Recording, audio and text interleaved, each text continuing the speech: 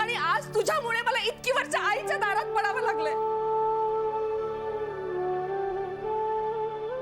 कुणी काही बोलत नाही, मी काही दाखवत नाही याचा अर्थ मला काही वाटत नाही असं नाहीये. मला वाटतच. खूप त्रासही होतो. माझ्या भावाच्या मुलाला मूल मानण्यात समाधान मानलंय मी.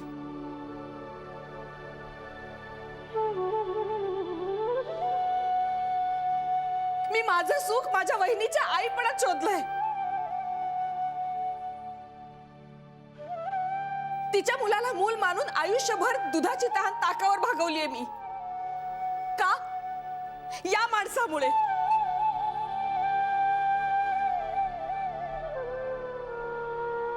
माझं स्वतःचं मूल झालं असतं तर श्रीवरचं प्रेम माझं कमी झालं असतं का?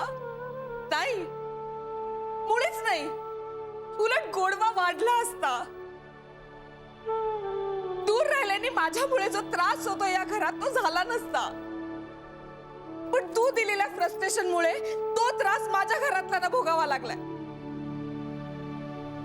आणि इतक्या वर्षात साधी आपली बायको जिवंत आहे का मेली आहे याची सुद्धा चौकशी करावीशी वाटली नाही रे तुला? अरे कसला माणूस आहे हा? याला मन सुद्धा आहे की नाही अशी शंका वाटते कधी कधी मला.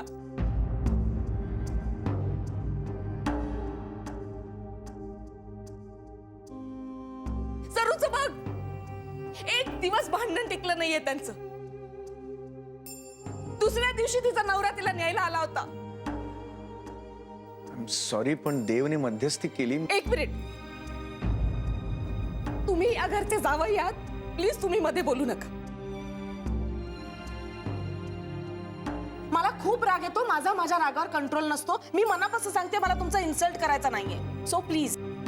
सॉरी बेबी, त्या ते खरं काय ते सांगतायत. अगं, आणि सरुमावशीचं लग्न सुद्धा ह्यांच्या मध्यस्थीमुळेच झालंय. हो, यांनी समजावलं नसतं सासूबाईंना तर कदाचित. सॉरी, पण देवमुळे आमचा संसार वाचला. स्वतःचा संसार नाही वाचवता आला याला कधी. बेबी शांत हो. घरी आलेल्या पाहुण्यांशी असं बोलायची पद्धत नाहीये. देव, येतो बस. नाही, मला वाटतं मी निघावं आता. मग काय आता मुहूर्त शोधतोयस का निघायला? बेबी आत्या प्लीज. तू मध्ये पडू नको श्री.